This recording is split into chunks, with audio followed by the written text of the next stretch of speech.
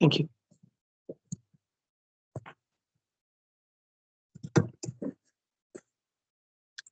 Okay, so the last class we organically came to this concept of Lagrange multipliers and trying to solve for projected gradient descent. So we are doing projected gradient descent and constraint optimization, and moved on to constraint optimization, duality, and KKT condition today. But then, a moment I impose constraints, what would you do? You just try and find a normal to the constraint set, right? So it's easy to articulate it. The projection is basically that point, which is going to minimize some Euclidean norm. Would look at some other norms as well. But the question is, how do you solve for this analytically? And we also saw that all the results of generalized gradient descent carry forward to projected gradient descent. So in this slide, we try to rationalize how you would compute the projection operator. And we had this very simple two conditions we came up with. The two conditions characterizing two extreme cases. One is if the unconstrained point xu is within the constraint region, right? And the other was when the unconstrained, the so-called update is here, right? Let's not just talk about unconstrained, just say the x star. The x star, one case is when it's in the interior, which means that the constraints didn't matter. That's why I refer to it as unconstrained optimal. And the other is, well, the constraints actually mattered. X star turned out to be here, right? And we tried to put together the conditions required for both of these. We said, well, all this amounts to minimizing, or rather, some conditions with respect to this Lagrange function, okay, of which these two special cases. So what does this Lagrange function look like? Our original objective for which we were drawing all these level curves, this is f function. So Lagrange function obviously must have f.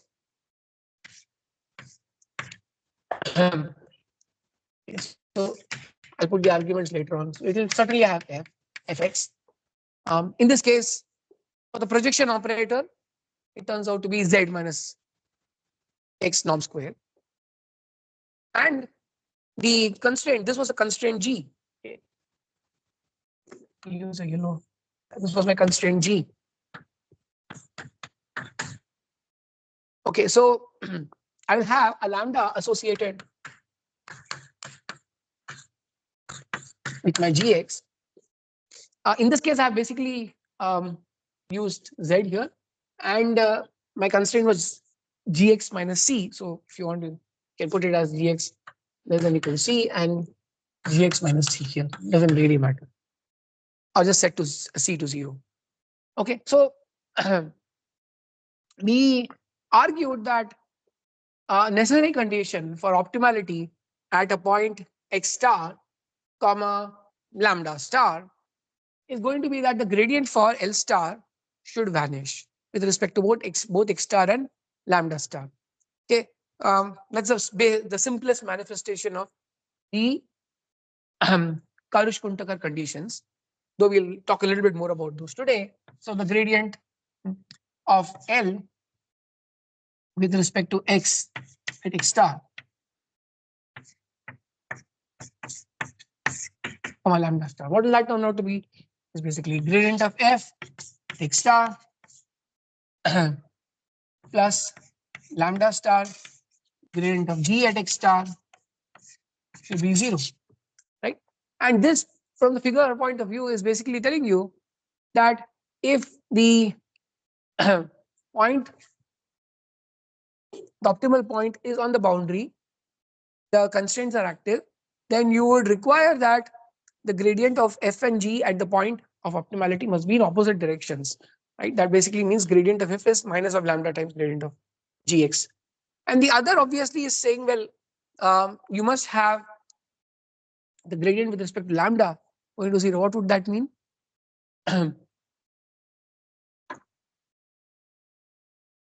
It basically mean that z equal to x, right? But there's another very important condition, which we didn't state explicitly here. Will come up today. You can't have both, right? You can't have a point sitting on the boundary as well as in the interior. Okay, which would mean that somehow there's a complementary slackness. Lambda star, if lambda star is 0, that means the constraint did not matter. You are peacefully situated inside, right? Then what can I say? If you're inside, lambda star is 0, you understand? So I don't really care. I mean, gx could have been less than c, no problem. But if not, then I would require gx star to be equal to c. Okay, so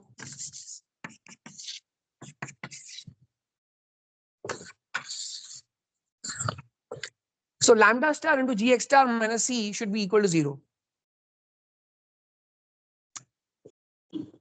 At the point of optimal, lambda star into g z, in this case z minus c should be 0, which means either lambda star is 0, in which case g is x star could be less than c, or gx star coincides with c, and then I don't care for the sign of lambda. I mean, I don't care for the value of lambda star. Sign of lambda star will be an issue. We should be greater than or equal to 0. Okay, so this is something called complementary slackness.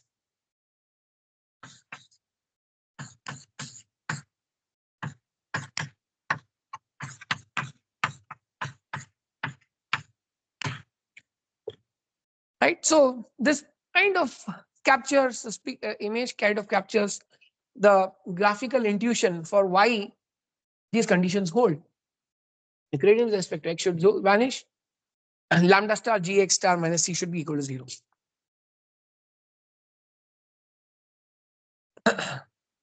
So I had asked you to try and work out the projection operator, um, and just remember that projection operator would basically mean that you set fx to 1/2 z minus x square. That's what projection would mean for the specific value of because we have already computed the z using some proximal step, and I just need to project back, find the point that is closest in the norm sense. So how to compute the projection operator for these constraints, right? In case you worked it out. So if it's A transpose X, what you would need? So I've just written these same two steps, slightly more verbose. A transpose X equals C at the point of optimality, and Z minus X plus lambda equals 0. Exactly this.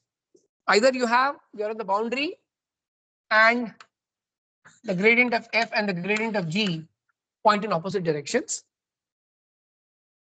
That is A transpose X equal to C, or Z is equal to X, which basically means there's no projection required at all. If I'm in the internal interior point, no projection. Projection is vacuous, right? Else X is equal to Z. Very simple. I mean, even if you didn't understand these conditions, this step should make sense. Either there is no projection because it's all being honored, right? The constraints are being honored, or I'm just landing up honoring the constraints, which is A transpose X equal to C. I'm on the boundary of the constraints. I can't afford to ignore the constraint now. And therefore, the gradients must be in opposite direction. So this gives you what solution? What's the answer then? I mean, can you write this in more closed, concrete form?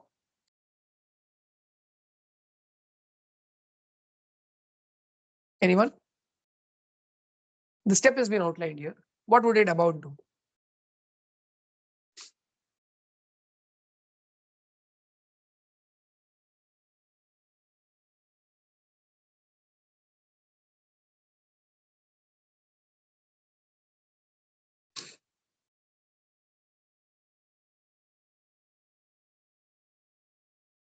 So I given this as homework.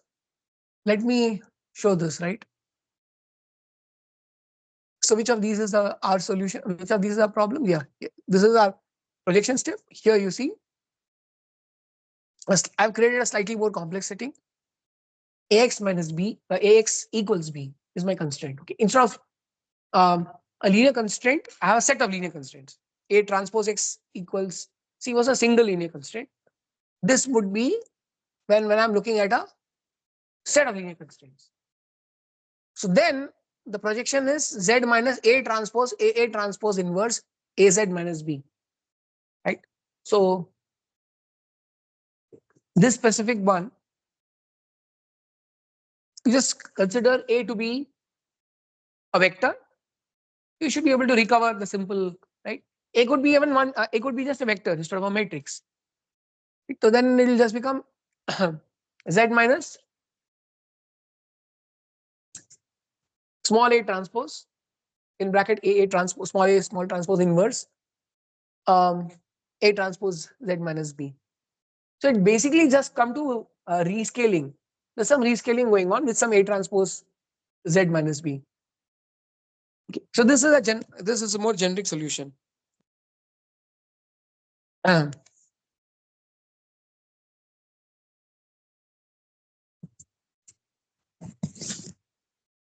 okay. So okay. So this I've just written down what each of these mean very simply from a geometric perspective. Let's start with the first one, Rn plus. You're able to see this? This is visible from behind. Rn plus, what is the idea? I want the whole, basically I'm saying this should be the positive coordinate. So I should just clip values which are negative. As simple as that. So if you solve exactly using the KKT condition, these conditions, optimality conditions, you'll find it's just Z plus. Take the positive component. Okay. If it's a box constraint, L comma U, right? The constraint is basically saying less than equal to U and greater than equal to L. This is a projection. Min over max of Zi comma Li comma Ui.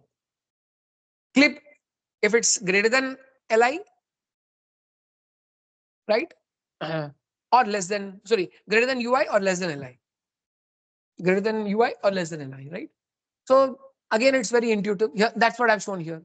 Clip if it is greater than U and clip if it is less than L. Just shrink it to that. A ball, C comma R, again the same set of objectives if you solve. What will it mean? It will mean a radial direction for projection. You just radially project the point, right? The draw wherever you are,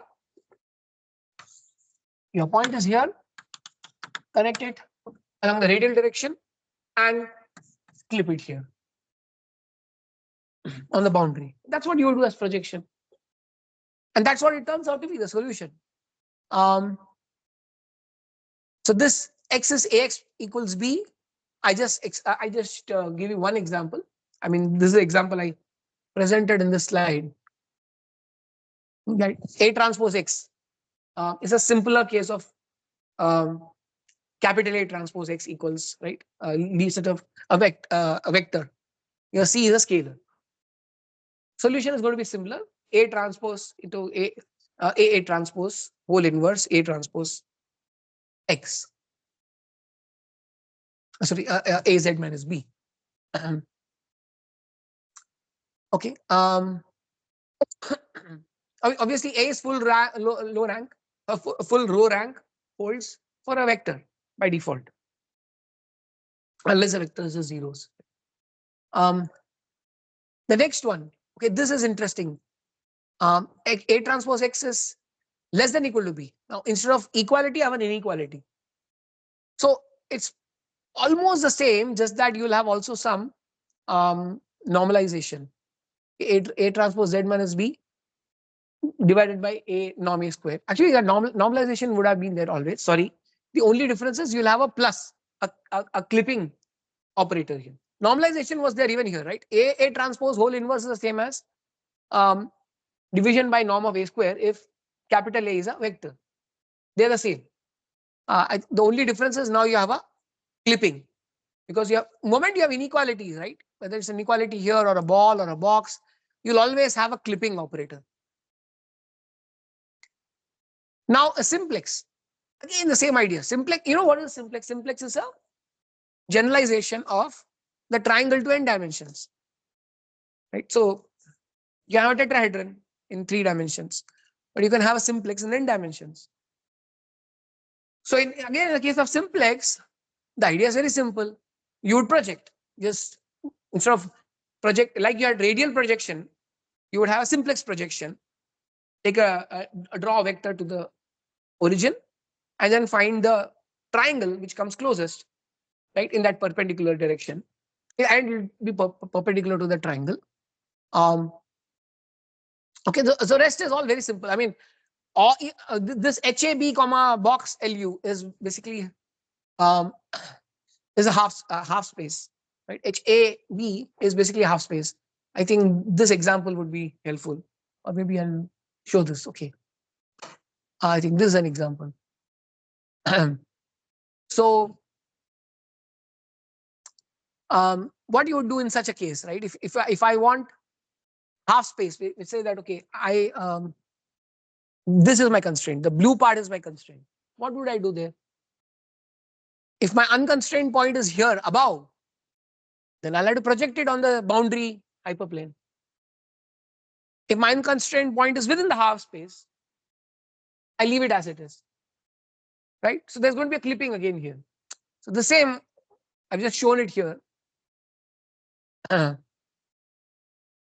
Okay, so these are examples, HAB, H minus AB, and so on. This HAB is hyperplane, H minus AB is a half space, and so on. So yeah, it'll be a good idea for you to try and work this out. The solutions are all given here. All of them amount to writing these simple solutions. I mean, the simple um, objectives and solving them.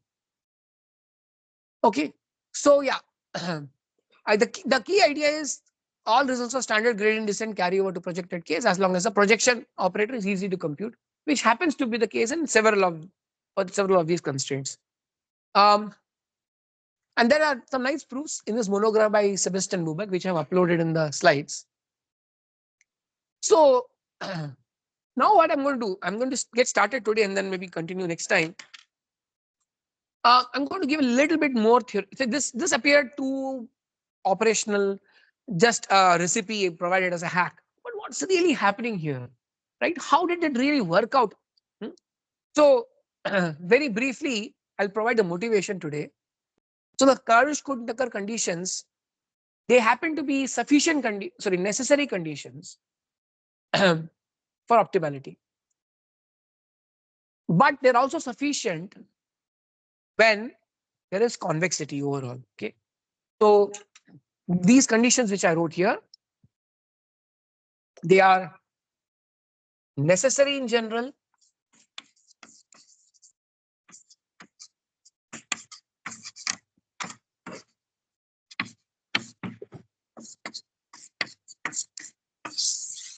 Karush-Kuhn-Tucker conditions are necessary in general and sufficient under convexity.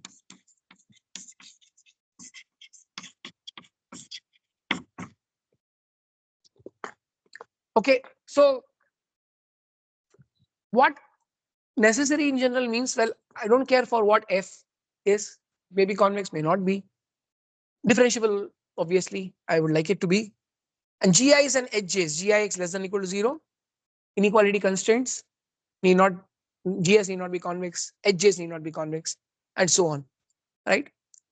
But if fx is convex, if the GIs are convex and the HJs are affine, then I can show that these are sufficient conditions. These conditions which I am going to generalize are sufficient as well. In this case, I have only talked about projection to a very simple, one constraint. But what I have a set of constraints like this, inequality and equality constraints. Okay, so what could you do? I mean, one option we discussed is um, you solve, right? You solve for fx, optimize it, and do one particular iteration of projected gradient descent, and then solve a sub problem where fx is 1 half x minus z norm square, basically projection, finding the closest point to what, to this set in pink, right? So I can do iteratively. That's option one, which you already have at your disposal. Option two, well, can I have a more principled approach? Can I try and actually solve the original problem itself? Yes, in many cases, when you try to solve the original problem, you come up with some very amazing algorithms. The sequential minimal optimization algorithm for support vector machines came. You heard of SMO for SVMs? SMO algorithm, right? So it came by option two, which is let me solve the original problem itself, try and see if it is some good, interesting solutions. Okay. So if you have n-dimensional spaces, m inequality constraints and p equality constraints, so in that case, of solving the constraint optimization problem iteratively by gradient descent on f, and then do projection with constraints. If the f is itself somewhat simple, let's say quadratic loss, hinge loss, you can do that. One could solve this constraint optimization problem directly as well. May not be in closed form, but to a large extent simplified. So this is where we go to the dual theory for constraint optimization. Very interesting space. I'm going to go through it a little bit more intuitively. Uh, so the notion of feasible is important. What is a feasible point? A feasible point is a point where GIs and HJs are satisfied. Okay. Now the notion of a feasible point is going to be important when we especially talk of the dual problem. So this is the primal. Just internalize this. We will continue this next time. So the idea of a feasible x is one where for which GIX are all less than equal to 0, HJX are all equal to 0. Okay, these are all the feasible x.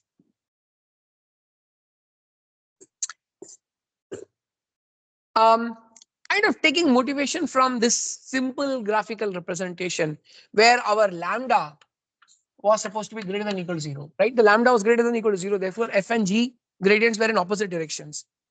So taking cue from that, we're going to define our more complex Lagrange function L, which is fx plus now all the GIs, not just one GI, multiple GIs. Okay, scaled by lambda i's. Okay, here I had only lambda times gx. I have lambda I GI summed over all lambda i's. And if I have mu's for equality constraints, so mu j for hj, the constraint, there is no sign constraint on the mu's. Mu's have no sign constraint, but the lambdas are all constrained to be positive. Okay, so the intuition here is if I'm moving, if I have an inequality constraint, then on the boundary, I would really like h and g's to be in opposite direction. And if I have multiple such gi's, I would like the g's f to not have any component which is orthogonal to the space spanned by the gradients of the GIs. I repeat, if I have multiple such GIs, I would not like f, the gradient of f, to have any component that is orthogonal to their space. That means if it is a component orthogonal to their space, I could minimize f while still honoring those constraints. So, which means gradient of f must lie completely in the space spanned by the gradients of GIs. It must be lying in that space. The lambda should all be positive. It's very simple intuition I tried to provide. But for now, you just assume we have generalized from there to now define this Lagrange function fx plus lambda I gi plus mu j hj, and can be written more compactly as fx plus lambda transpose gx plus mu transpose hx. So this last statement is very important. At each feasible x, which means the GIs are less than or equal to 0, right? At each feasible x, And if I have lambda I is fixed to be greater than equal to 0, I can show that fx is greater than equal to L. Why? How can I show that fx is greater than equal to L? Huh? Gi is a negative, lambda is a positive, right? And hgs are all supposed to be 0. So this part just disappears. Okay. So this is the step number 1. I'm going to leave you the homework problems and then, okay. So feasible x for fixed lambda I, you are ensured that these 2 points basically are less than equal to 0. These two scale lambda transpose gx and mu transpose hx are less than equal to 0, right? Now, what we are going to say is, well, if fx is greater than equal to this L under the feasibility conditions, can I is not then show that if I just minimize this, the L under this condition, the inequality will only widen, the gap will only widen, the inequality will remain. Therefore, fx should be greater than equal to the min over all x, such feasible x of L, right? This is what I call my Lagrange dual. L star is my Lagrange dual. Okay, that so L star is a pointwise minimum of linear functions. Okay, L star is a pointwise minimum of linear functions. Look at it. L is a linear function, right? In the lambda, in the I'm sorry, yeah. uh, L star is pointwise minimum of linear functions, and therefore always a, a concave function. So think of this x, each x as parameterizing a linear function. Okay. Again, go back to the previous. So you have to internalize this. Think of each x as giving you one linear function. Linear function of lambdas and mu's. We are talking about a function of lambdas and mu's. I fix an x, I get a linear function of lambdas and mu's. I change the x, I get another function of lambdas and mu's. Right? So I have multiple linear functions indexed by x. And if I take a minimum over all these, I get L star. So L star is a pointwise minimum of linear functions and is therefore always a concave function.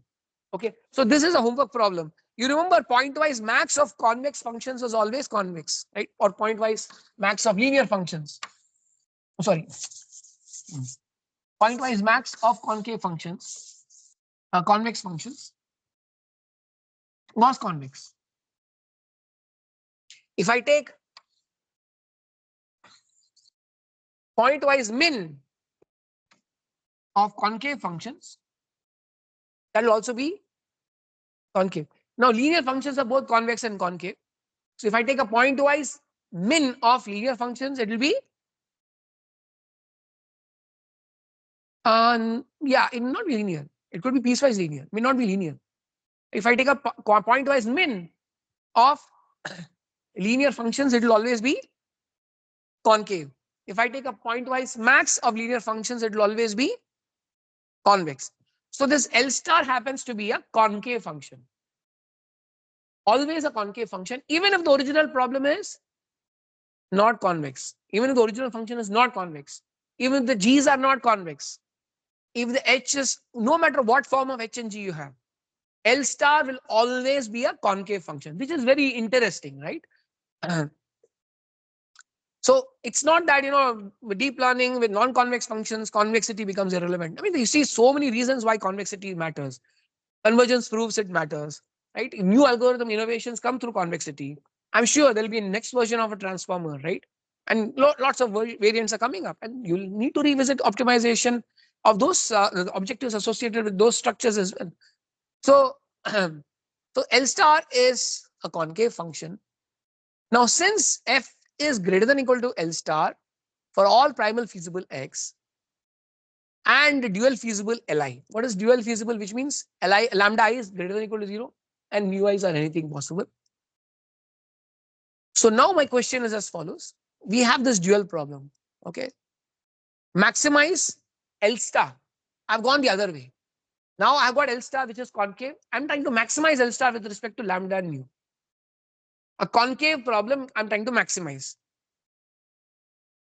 Okay, so your homework problem is what interesting connections do you see between this new objective and the old objective? Obviously, one thing you'll notice is that the max of this is going to be remaining less than equal to fx. So think of this, right? And when do you think these two will start coming close together? When will there be the gap which goes to zero? Okay. So think about these questions. We'll end here.